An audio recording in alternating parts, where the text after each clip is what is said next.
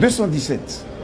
Donc quand je suis entré à l'université, après avoir fait le baccalauréat probatoire avec le niveau 3e, et après avoir fait ce baccalauréat, que j'ai eu sur le coup d'ailleurs, où j'étais sûr même d'avoir 20 sur 20 en mathématiques, parce que c'est pas une question de chose, il suffit de bosser, d'avoir les cours des autres et puis bosser, et puis réussir d'un coup.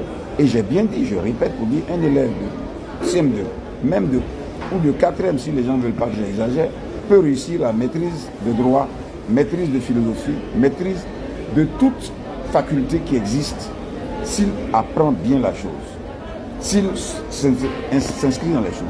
Qu'est-ce qui le prouve? Vous voyez, lorsque vous avez par exemple un doctorat, vous inscrivez directement en maîtrise de droit, par exemple. Vous inscrivez directement en master 2.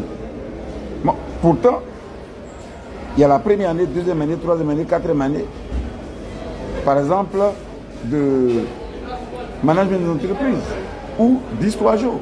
Mais pourquoi tu t'inscris en maîtrise alors que tu n'as pas appris la première, deuxième, troisième année d'histoire? Ça veut dire que ce n'est pas utile. Alors comment faire que ça se fait qu'un homme qui a fait un doctorat en droit se tape une maîtrise de philosophie sans avoir fait la première année? Mais ce n'est pas parce qu'il a fait un doctorat en droit qu'il est intelligent et qu'il a eu la chose.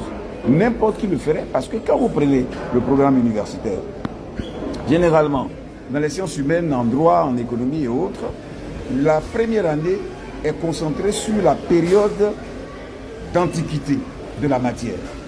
Donc, par exemple, en économie, en géographie, en histoire et autres, en lettres modernes et en philo et autres, vous allez étudier les auteurs antiques de l'ancien temps.